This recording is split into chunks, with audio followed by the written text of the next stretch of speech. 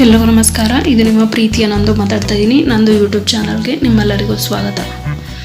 ನಮ್ಮ ದೇಶದಲ್ಲಿ ಪದೇ ಪದೇ ಕೇಳಿಬರುವಂತಹ ಘೋರವಾದ ಅಪರಾಧ ಅಂದರೆ ಅತ್ಯಾಚಾರ. ಅತ್ಯಾಚಾರಕ್ಕೆ ಒಳಗಾಗಿ ಎಷ್ಟೋ ಹೆಣ್ಣು ಮಕ್ಕಳ ಜೀವನ ಅಲ್ಲಿಗೆ ಹೋಗಿದೆ. ಅಂಥದ್ದೇ ಒಂದಷ್ಟು ಘಟನೆಗಳನ್ನು ನಿಮಗೆ ತಿಳಿಸಲಿದ್ದೇನೆ. ಆಕೆ 6 ವರ್ಷದ ಬಾಲಕಿ. ಆಕೆ ಹೆಸರು ಚೈತ್ರ. ಇದು ಹೈದರಾಬಾದ್ನಲ್ಲಿ ನಡೆದಿರುವಂತಹ ಘಟನೆ. ಬಾಲಕಿ ಕಾಣಿಸಲಿಲ್ಲ ಎಂದು ಪೋಷಕರು ಪೊಲೀಸರಿಗೆ ದೂರು ನೀಡ್ತಾರೆ. ಪೊಲೀಸರು ಸುತ್ತಮುತ್ತಲಿನ ಪ್ರದೇಶದಲ್ಲಿ ತನಿಖೆ ಮಾಡಿದರೂ ಕೂಡ ಅವ್ರಿಗೆ ಯಾವುದೇ ರೀತಿ ಮಾಹಿತಿ ಕಂಡು ಬರಲಿಲ್ಲ. ಆಗ ಆಕೆಯ ಪೋಷಕರನ್ನೇ ವಿಚಾರಣೆಗೆ ಒಳಪಡಿಸಿದಾಗ ಅವರು ಪಕ್ಕದ ಮನೆಯ 30 ವರ್ಷದ ರಾಜುವಿನ ಬಗ್ಗೆ ಹೇಳಿದ್ದು, ಬಾಲಕಿ ಕಾಣೆಯಾದಾಗಿಂದ ಆತನು ಕೂಡ ಕಾಣ್ತಾ ಇರಲಿಲ್ಲ. ಬಾಲಕಿಯ ಪೋಷಕರಿಂದ ಪಕ್ಕದ ಮನೆಯ ವ್ಯಕ್ತಿಯ ವಿರುದ್ಧ ದೂರು ದಾಖಲಿಸಿದ ನಂತರ ಪೊಲೀಸರು ಆತನ ಮನೆಯನ್ನು ಶೋಧಿಸಿದಾಗ ಬೆಚ್ಚಿ ಬೀಳಿಸುವಂತಹ ಸತ್ಯ ಬಯಲಾಗಿದೆ. ಅಲ್ಲಿ ಬೆಡ್ಶೀಟ್ನಲ್ಲಿ ಸುತ್ತಿ ಹಾಕಲಾಗಿದ್ದ ಪುಟ್ಟ ಬಾಲಕಿಯ ಚೈತ್ರಾಳ ಶವ ಹರಬೆತ್ತಲೆಯಾಗಿರುವುದು ಕಂಡುಬಂತು. ಆಕೆಯ ದೇಹದಲ್ಲಿ ಹಲವಾರು ಗಾಯಗಳಿದ್ದವು. ನೆರೆಮನೆಯವನು ಚೈತ್ರಳೊಂದಿಗೆ ಸ್ನೇಹದಿಂದ ಇದ್ದಿದ್ದರಿಂದ ಪೋಷಕರು ಅವನನ್ನು ನಂಬಿದರು. ಡಿಸೆಂಬರ್ 16, 2012 ರಾತ್ರಿ ಚಲನಚಿತ್ರವನ್ನು ವೀಕ್ಷಿಸಿ ಮಹಿಳೆ ಮತ್ತು ಆಕೆಯ ಸ್ನೇಹಿತ ಮನೆಗೆ ವಾಪಸ್ಸಾಗುವಾಗ ಒಂದು ಬಸ್ಸನ್ನು ಹತ್ತಾರೆ. ಅದರಲ್ಲಿ ಚಾಲಕ ಸೇರಿದಂತೆ ಇತರ 6 ಪುರುಷರು ಇರ್ತಾರೆ. ಬಸ್ಸು ಆಫ್ ರೂಟಲ್ಲಿ ಹೋಗೋಕ್ಕೆ ಸ್ಟಾರ್ಟ್ ಆಗುತ್ತೆ ಮತ್ತು ಅಲ್ಲಿದ್ದವರು ಬಸ್ಸಿನ ಬಾಗಿಲುಗಳನ್ನು ಸಹ ಮುಚ್ತಾರೆ. ಆಕೆಯ ಸ್ನೇಹಿತ ಏನೋ ತಪ್ಪಾಗಿದೆ ಎಂದು ಭಾವಿಸಿ ಅವರನ್ನು ವಿರೋಧಿಸಿದಾಗ ಆತನನ್ನು ಕೆಳಗಿಳಿಸಲಾಯಿತು ಮತ್ತು ಅಲ್ಲಿ ಮಾರಾಮಾರಿ ನಡೆದಿದೆ. ಆ ಹುಡುಗಿಗೆ ರಾಡ್ನಿಂದ ಹೊಡೆದು ಆಕೆಯನ್ನು ಬಸ್ ಹಿಂಭಾಗಕ್ಕೆ ಎಳೆದೊಯ್ದು ಪದೇ ಪದೇ ಸಾಮೂಹಿಕ ಅತ್ಯಾಚಾರವನ್ನು ಮಾಡ್ತಾರೆ. ಅವರಲ್ಲಿ ಒಬ್ಬ ಅವಳ ಖಾಸಗಿ ಭಾಗಕ್ಕೆ ರಾಡನ್ನು ಸೇರಿಸಿ ಅವಳ ಕರುಳನ್ನು ಸೀಳಿದನು.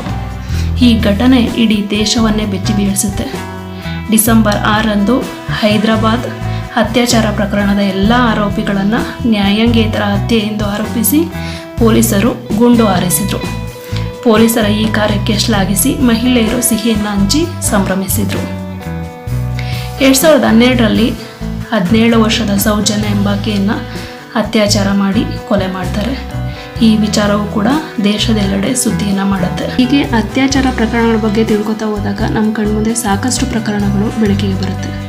ಇವುಗಳನ್ನೆಲ್ಲ ನೋಡಿದಾಗ ನಮ್ಮ ದೇಶ ಹೆಣ್ಣು ಮಕ್ಕಳಿಗೆ ಎಷ್ಟು ಸೇಫ್ ಎಂಬ ಪ್ರಶ್ನೆ ಮೂಡದೇ ಇರೋದಿಲ್ಲ. ಹೀಗೆ ನಡೀತಾ ಇರೋ ಘಟನೆಗಳನ್ನು ಅವಲೋಕಿಸಿದರೆ ಚಿಕ್ಕ ಮಕ್ಕಳಿಂದ ದೊಡ್ಡವರವರೆಗೂ ಯಾರೂ ಸೇಫ್ ಅಲ್ಲ. ದುರುಳರು ಚಿಕ್ಕ ಚಿಕ್ಕ ಮಕ್ಕಳನ್ನು ಸಹ ಬಿಡದೆ ಅತ್ಯಾಚಾರ ಕೊಲೆ ಮಾಡ್ತಾ ಇದ್ದಾರೆ ಅಂದರೆ ಒಂದು ಕ್ಷಣ ಕೋಪ ಉಕ್ಕಿ ಬರುತ್ತೆ. ನಮ್ಮ ಮಕ್ಕಳಿಗೆ ಮನೆಯನ್ನು ಬಿಟ್ಟರೆ ಶಾಲೆಯಲ್ಲಿ ಅವರು ಸೇಫ್ ಆಗಿರ್ತಾರೆ ಅಂತ ಭಾವಿಸೋಕೆ ಆಗ್ತಾ ಇಲ್ಲ.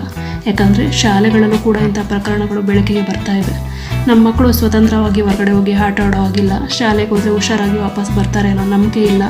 ಈಗ ಪರಿಸ್ಥಿತಿ ಹೇಗಿದೆ ಅಂದರೆ ಅಕ್ಕಪಕ್ಕದ ಜನರನ್ನು ಕೂಡ ನಂಬಿ ನಾವು ಮಕ್ಕಳನ್ನು ಬಿಡೋ ಹಾಗಿಲ್ಲ.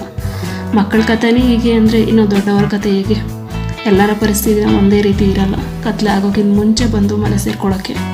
ಮಧ್ಯರಾತ್ರಿಲಿ ಅಷ್ಟೇ ಅಲ್ಲ, ಆಡಾಗಲೇ ಇಂಥ ಘಟನೆಗಳು ನಡೀತಾ ಇರೋದು ನಿಜಕ್ಕೂ ಇಡೀ ದೇಶನೇ ತಲೆ ತಗ್ಗಿಸುವಂತಹ ವಿಚಾರ. ಕಾನೂನು ಕಟ್ಟಳೆಗಳು ಎಷ್ಟೇ ಕಠಿಣವಾಗಿದ್ದರೂ ಇಂಥ ಘಟನೆಗಳನ್ನು ತಪ್ಪಿಸಲು ಆಗ್ತಾ ಇಲ್ಲ. ಪ್ರತಿಯೊಬ್ಬ ಹೆಣ್ಮಕ್ಳಲ್ಲೂ ಕೇಳ್ಕೊಳ್ಳೋದೇನು ಅಂದರೆ ಯಾರ್ಯಾರೋ ಬಂದು ನಿಮ್ಮನ್ನು ರಕ್ಷಣೆ ಮಾಡ್ತಾರೆ ಅಂತ ಭಾವಿಸ್ಕೊಂಡು ಕೂಡಬೇಡಿ.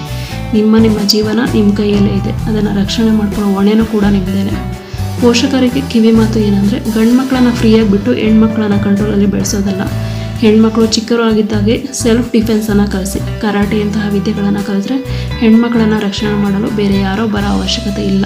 ಅವರನ್ನು ಅವರೇ ರಕ್ಷಣೆ ಮಾಡ್ಕೋತಾರೆ. ದಯವಿಟ್ಟು ಗಂಡು ಮಕ್ಕಳಿಗೂ ಕೂಡ ಚಿಕ್ಕವರಿಂದಾನೇ ಹೆಣ್ಣು ಮಕ್ಕಳನ್ನು ಗೌರವಿಸೋದನ್ನು, ಅವರ ಕಷ್ಟಕ್ಕೆ ಸ್ಪಂದಿಸೋ ರೀತಿ ಬೆಳೆಸಿ. ಇದರಿಂದ ಹೆಣ್ಮಕ್ಳು ಸೇಫಾಗಿ ಬದುಕ್ಬೋದು.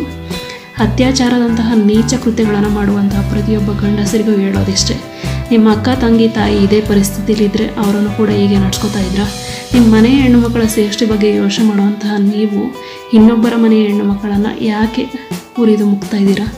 ನೀವು ಬದುಕಿ ಬೇರೆಯವರಿಗೂ ಬದುಕಲು ಬಿಡಿ. ಇದೇ ನನ್ನ ಮನವಿ. ನಮಸ್ಕಾರ.